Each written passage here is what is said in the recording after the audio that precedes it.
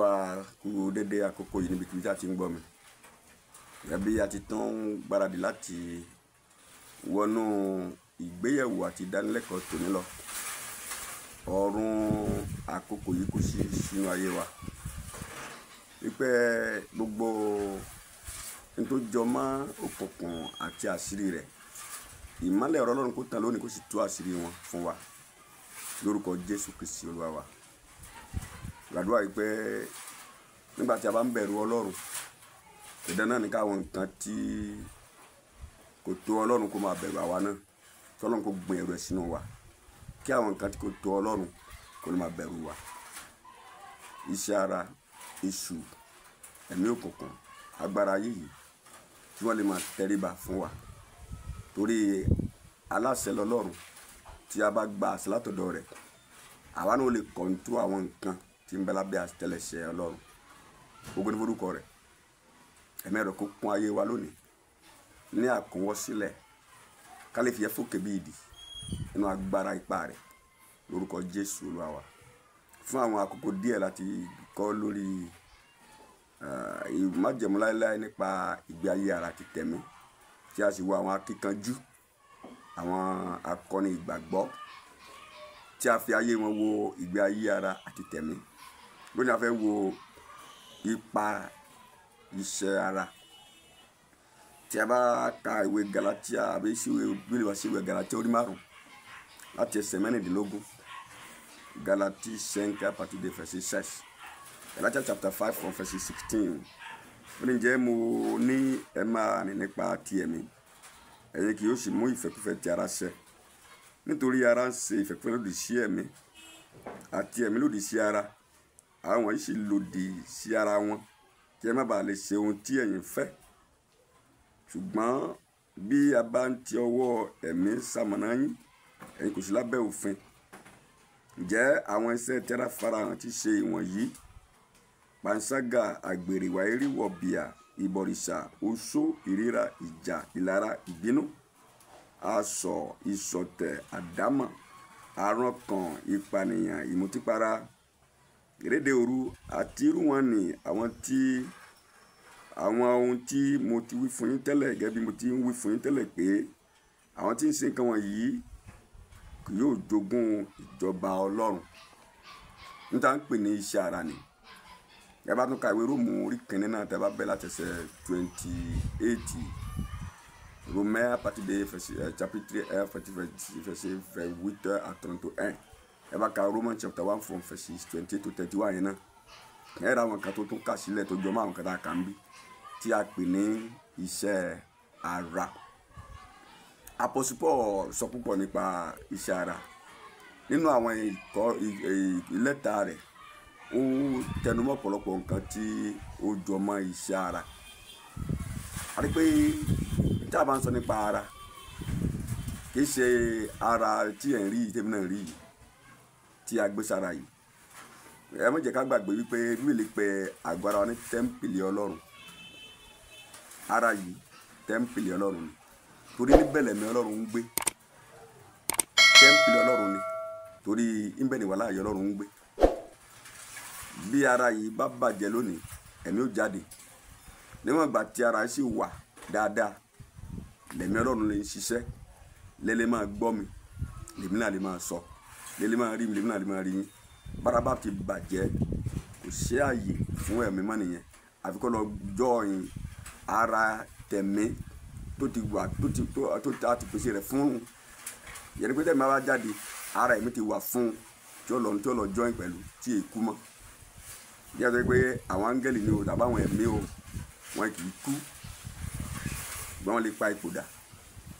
So nítorí náà, kì í ṣe ara tí a gbé sára là ń sọ, ṣùgbọ́n àwọn n tí ń bẹ nínú àgọ́ ara wa nínú lọ́hùn, tí máa ń mú kí a ní màtara ẹni, tí máa ń mú gbogbo tá a kà wá yìí wá ní àwọn iṣẹ́ tara farahàn ti ṣe ìwọ̀nyí: panṣágà, ìpànìyàn, ìmutípara, ìréde òru, oṣó, ìríra, ìjà, ìbínú, asọ̀, ìṣọ̀tẹ̀.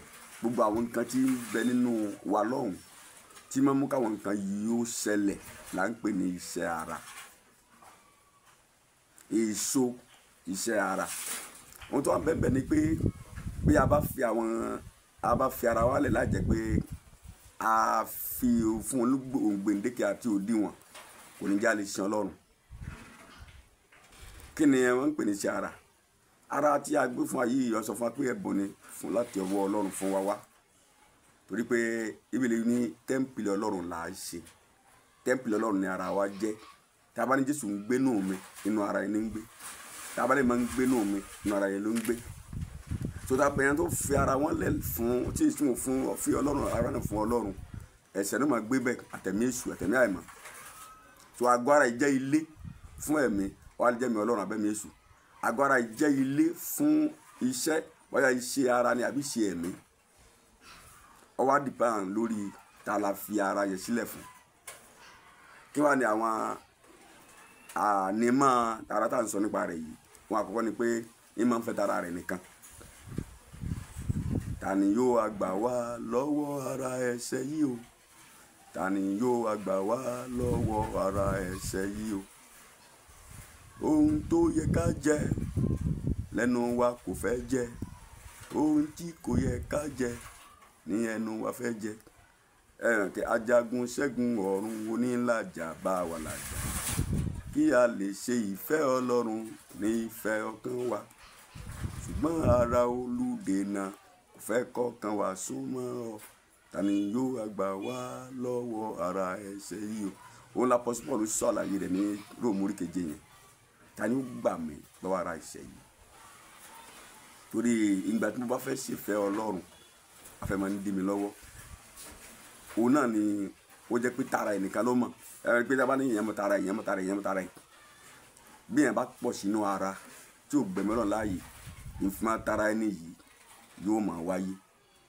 Lápọ̀lọpọ̀ gbà nígbà míì a rí pé ìta pé ní iṣẹ́ ara nígbà míì a fẹ́ máa ń mú ká yapa dárí wa kúrò nínú tó tọ́. Lọ́pọ̀ ìgbà tí a bá bóyá sọ̀rọ̀ tí ò da, a lè gbára wa lẹ́nu. A lè sọ̀rọ̀ tí ò da, a lè lura wa. A lè sọ̀rọ̀ tí ò da, a lè gbọ́ra wa ní nǹkan.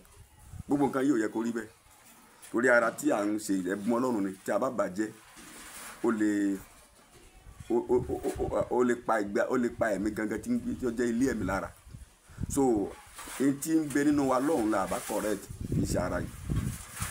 Èyí tí ń gbé nínú ara yẹn ó dà ìgbà tí a bá mú ìgò kóòkì tá a rọ epo sí. Nígbà tá a bá rí epo nínú rẹ̀, a ní pé kóòkì mọ̀, kí ìgò kóòkì ni epo ní gbé nínú rẹ̀. So ó dìgbà tá a bá tó rọ kóòkì sínú ìgò kóòkì àkàtà tó lè pè ní kóòkì. So bí ara yìí, ara Ọlọ́run ni. Nígbà tá a bá gba iṣẹ́ ara láàyè nínú rẹ̀, kì í ṣe tara Ọlọ́run mọ́, ó ti fún èṣù. Bá a ti lè fún Ọlọ́run, pé a lè fún èṣù. Ó wá depend lórí ta là ń gbọ́ tiẹ̀, ìfẹ́ ta là ń ṣe. So kì í ṣe pé nígbà tá a bá sọ tí ọ̀dà ní ìsìnká pé ẹnu yìí ọ̀wọ́ ló kó bá mi, èyí tí ń gbénu wa ló ṣe. Tí a bá fi gba Jésù láàyè nínú ọkàn wa, tí ó ráàyè níbẹ̀ tó jókòó síbẹ̀, òun náà máa jẹ́ kọ̀ọ̀fù, òun náà máa jẹ́ awakọ̀ ayé wa, àbí sófẹ́ ayé wa, òun náà máa kọ́ńdú ayé wa, òun náà máa darí ẹ̀. Pẹ́pẹ́ Jésù náà wà ní ìyá ara ni ó máa gbàkóso. Ìdí àtọ́ pé Jésù Kristi la fi máa ń pè àwọn ìṣàlàyé fàyẹn pé nígbà Jésù Kristi bá gba Jésù ayé wa, tí ẹ̀mí rẹ̀ bá wọnú ayé wa wá, á mú gbé ayé titun. Ẹnìkan wá ní ọ̀dà àwọn tí wọ́n lọ sọ́ọ̀sì tí wọ́n gbé ayé titun náà ńkọ́, wọn àti gba Jésù náà ni. Tí wọ́n bá bá pàdé, ìgbà ayé wọn yàtọ̀. Ní ta fi ń rí yàtọ̀ láàrin àwọn tó ń lọ sọ́ọ̀sì àtàwọn tí ò lọ. Àbáwọn tó gba Jésù àwọn tí ò gbà, kí ló pé ń lọ sọ́ọ̀sì nígbà tí ò lọ sọ́ọ̀sì. Kí ló pé ń wàásù nígbà tí ò wàásù. Báyìí rẹ̀ bá ti showcase ògo Ọlọ́run tí ò fi àwọn nǹkan tó jọ tí máa gbà ìrìn àjò ẹ̀mí hàn, tó ń sọ níta ṣàlàyé yìí tó ń fi hàn, olùwàdùtì ní Jésù. Oníwàásù níbẹ̀ kò ní Jésù. Ọ̀run èèyàn ń pè é lọ́mọ Ọlọ́run ni kò ní Jésù. So ara yẹn fẹ́ máa ń gbégbá sí wa darí kónú tó tọ́. Nígbà míì a fẹ́ máa ń ṣe ọ̀tẹ̀ sí ọ̀rọ̀ Ọlọ́run àti ìfẹ́ Ọlọ́run. Gbogbo tí fẹ́ máa ń ṣe wá sí tí máa ń tì wá sí náà ni pé ká máa ṣe méjì Ọlọ́run, ká máa sá fún òótọ́, ká máa sá fọ̀rọ̀ rẹ̀, ká máa ráyè fún un. A lè ráyè fáwọn nǹkan míì. Ṣùgbọ́n tá a jẹ́ pé nǹkan tẹ̀mí yẹn, ìjọba ti pé demand Ọlọ́run ni, demand ẹ̀mí ni, ara ọ̀ máa sá fún náà ni. Nǹkan tá a jẹ́ pé ẹ̀mí ló sọ, ẹ̀mí ló ṣe, ara ìfẹ́ tẹríba fún. Torí ara ò fẹ́ tẹríba fẹ́ mi, ẹ̀mí sì lè tẹríba fara náà. Nǹkan tó wá jẹ́ pé demand Ọlọ́run pé demand lé lórí, pé nǹkan yìí tẹ̀mí ni o, nǹkan yìí tẹ̀mí ni o, ara fẹ́ máa ń sá fún. Ìdí ẹ̀ tó pé ọ̀tẹ̀ ni sí ẹ̀mí. Tẹ́ bá rẹ̀ ti ń gbénú ara, yóò máa sọ̀tẹ̀ sí nǹkan tẹ̀mí. Tẹ́ bá rẹ̀ ti ń gbénú ara, yóò máa sọ̀tẹ̀ sí òfin Ọlọ́run. kò ní láìkẹ́ kò ní fẹ́ràn rẹ̀ kò ní fóòtọ́ lọ́mọ sá fún náà ni. So a tún rí pé ó tún fẹ́ ó weak. Matthew 26 verses 41 Jésù ní ẹ̀mí fẹ́ kó sálẹ̀ láfara. Wéró mórí kẹjọ ẹsẹ̀ mẹ́ta bí òfin tilẹ̀ jẹ́ pé bó fi tẹ̀ fẹ́ ṣiṣẹ́ gan torí pé ó ṣàìlera fún ara ó ṣàìlera ara ṣàìlera ẹ gbófin kalẹ̀ ní ìsinyìí ara fẹ́ ṣe òfin ẹ̀yẹ fẹ́ ṣòfin yẹn ṣùgbọ́n torí pé ara jálá ìlera yóò máa kọlu òfin náà ni. àti pé lẹ́yìn pé bóyá wọ́n ṣòfin gan ọlọ́pàá tó ń bẹ́nu ní sójà ń bẹ́nu ní tán mójútó òfin yẹn gangan àtúntẹ̀ mọ́lẹ̀ náà ni torí pé iṣẹ́ ara sí ara ni. bó wa la ṣe kánúgbà lákòókò níta ṣe náà ni pé ìgbé ayé ìgbàgbọ́ nínú Kristi òun ló lè mú wa làjà ìgbàgbọ́ nínú Jésù òun ló lè mú wa làjà kí láti máa ṣe kí máa bá ń gbàdúrà tí a ń kọ̀rọ̀ Ọlọ́run tí a ń gbọ́rọ̀ rẹ̀ tí a ń fẹ̀rọ̀ náà ṣíṣe ìgbé ayé ẹ̀mí nìyẹn ìgbé ayé ìgbàgbọ́ nínú Ọlọ́run. So ohun míì ni pé kí a rí pé à ń discipline ara wa ká ń fara wa ní à ń fún ní limit ní tó ń fẹ́ lákòókò kan tá a bá fún un. Ó fẹ́ kó wo nǹkan lẹ́ẹ̀mejì ó wò ó fẹ́ kó gbọ́ nǹkan lẹ́ẹ̀mejì ó gbọ́. Tá a bá dé bẹ́ẹ̀ bá lọ sọ́nà àpáàdì kò lè sọ fọ́lọ́run pé Sátánì ló mú òun lọ Sátánì sọ fún wa pé njó lòún dè ọ́ mú njó lóró òun. So ó ti gbé ètò rẹ̀ kalẹ̀ ṣe báyìí ó ti gbé ètò rẹ̀ kalẹ̀ ṣe báyìí. So choice wa ni choice wa ni bó bá ṣe yàn án oníṣòwò tó parí ìrìn àjò rẹ̀ sí a gbọ́dọ̀ fi òǹdíwọ̀n sí ara yìí. Then káàdì máa gbèrè fún oore ọ̀fẹ́ Ọlọ́run lójoojúmọ́ oore ọ̀fẹ́ ló lè mú àlàjá yóò sì máa làjá oore ọ̀fẹ́ Kristi tó Jésù mú wá sáyé òun ló lè mú ká gbé borí ara ló mú ká gbé wọ Ọlọ́run yóò ràn kankan lọ́wọ́ oore ọ̀fẹ́ rẹ̀ yóò tó fún wa lórúkọ Jésù Kristu lọ́wọ́ báwa ti gba Jésù gbọ́ àpẹẹrẹ iṣẹ́ ara náà ni torí pé iṣẹ́ ara nìjà gbà a rí pé nǹkan ìtọ́ a rí pé nǹkan ìdá a rí pé ọ̀nà sí ìyè ànípẹ̀kun ni ṣùgbọ́n torí pé ara tá a dì má ti ara ti ń sẹ́nu ayé wa ó dì wá mú tá a bá pọ̀ sínú ara a lè ṣe nǹkan tẹ̀mí tá a bá pọ̀ sínú ẹ̀mí iṣẹ́ ara ò ní nítumọ̀ kankan sí wa gbogbo tá a pé tá a kà rẹ́rẹ́rẹ́rẹ́ sára fara hàn yẹn kò jẹ́ nítumọ̀ kankan a ní máa sọ́gun pẹ̀lú ẹ̀ ọlọ́kùnrin kankan lọ́wọ́ ó dá ọ nídìí kú ònú òfin àti iṣẹ́ ara lórúkọ Jésù Kristu Olúwa wa ohun wòlé kò tán Jeremiah lẹ́ ń gbọ́ àwọn àdírẹ́sì wa náà lẹ́ ń wò yẹn tá a tún pàdé lọ́sẹ̀ mi láàfin lọ́kọ̀ọ́ fún mi Jésù la wa.